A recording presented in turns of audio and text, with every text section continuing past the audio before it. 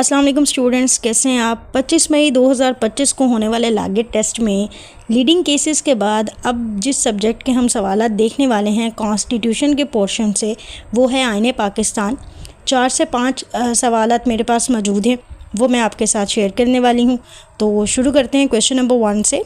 सवाल नंबर 1 जो कि पूछा गया था आर्टिकल 13B में से, और इसकी स्टेटमेंट है as per article 13B of the constitution of Pakistan 1973 no person dash when accused of an offence be compelled to be a witness against himself. और इसके ऑप्शन है A can, B may, C shall, D will. और मैंने आपको ये बात समझाई थी कि जब भी फ्यूचर की बात होती है वहाँ पे शैल यूज़ होता है, ठीक है। जितने भी ये एक्ट हैं, लाज हैं, ये फ्यूचर की बात करते हैं, तो वहाँ पे जो यूज़ होता है वर्ब वो होता है शैल। और इसका जो राइट आंसर है वो है सी शैल, नो पर्सन शैल।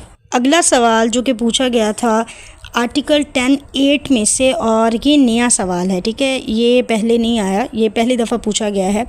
इसकी स्टेटमेंट है as per article 10(8) of constitution of Pakistan 1973 the appropriate dash shall determine the place of detention of the person detained and fix a reasonable substance allowance for his family।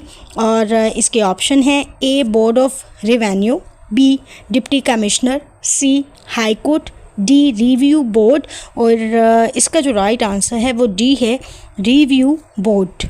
Next question जो कि पूछा गया था article 194 में से, और इसकी statement है as per article 194 of the constitution of Pakistan 1973 before entering upon office the chief justice of a high court shall make before the dash and any other जज of the court shall make before the chief justice out in the form set out in the 3rd schedule.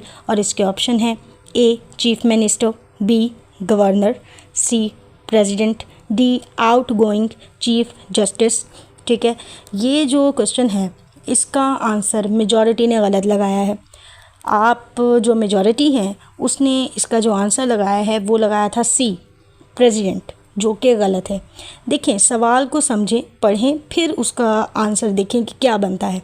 हमसे सवाल पूछा गया है chief justice of high court के मुतालिक, chief justice of supreme court के मुतालिक नहीं पूछा गया, ठीक है। जो सूबा होता है उसका सरबराह गवर्नर होता है, ठीक है, और जो हमारी मुमलिकत है, पाकिस्तान मुमलिकत है हमारी, उसका जो सरबराह है वो प्रेसिडेंट होता है। हर सूबे की अपनी एक हाई कोर्ट होती है, ठीक है, और हर सूबे का गवर्नर अपनी हाई कोर्ट के चीफ जस्टिस से आउथ लेता है। लेकिन जो सुप्रीम कोर्ट का चीफ जस्टिस है उससे जो भी आउथ लेता है वो प्रेसिडेंट है, ठीक है। तो यहाँ पे जो राइट आंसर है वो बी है, गवर्नर, ना कि प्रेसिडेंट। सुप्रीम कोर्ट के जज चीफ जस्टिस की जब भी बात होगी तो वहाँ पे राइट आंसर प्रेसिडेंट होगा, क्योंकि एक ही सुप्रीम कोर्ट है पूरे पाकिस्तान में।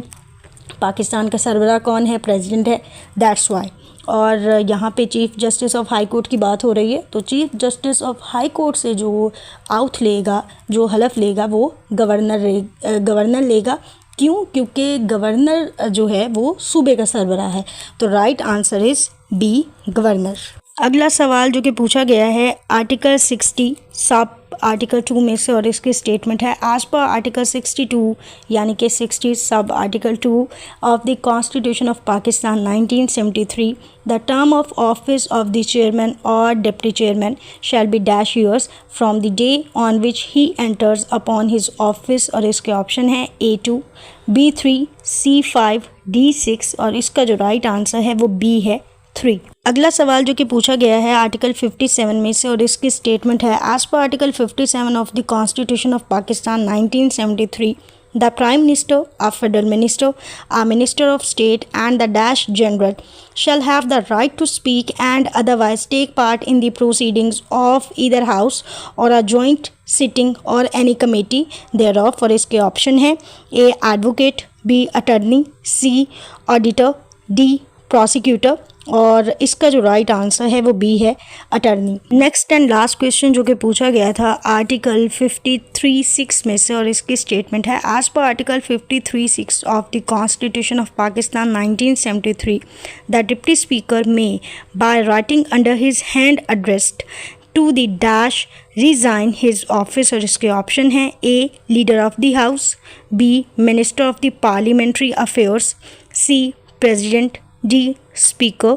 और यहाँ पे डिप्टी स्पीकर की बात हुई है, तो जो डिप्टी स्पीकर है वो अपना रेजिग्नेशन जो उसका लेटर है वो किसको सबमिट करवाएगा, वो करवाएगा स्पीकर को। और यहाँ पे जो राइट ऑप्शन है वो है डी स्पीकर, ठीक है, प्रेसिडेंट नहीं है, डी है इसका राइट आंसर। तो इसी के साथ ही हमारा कॉन्स्टिट्यूशन का एक मुकम्मल पोर्शन कंप्लीट होता है। इसमें लीडिंग केसेस के क्वेश्चन भी शामिल हैं, इंटरनेशनल लॉ के भी और पाकिस्तान कॉन्स्टिट्यूशन के भी। 20 मार्क्स का ये पोर्शन है, इंतहाई इम्पॉर्टेंट है, इजी भी होता है। अगर इसको थोड़ी सी तवज्जो से किया जाए तो इसमें से कम भी 17 नंबर आसानी से आ सकते हैं, ठीक है।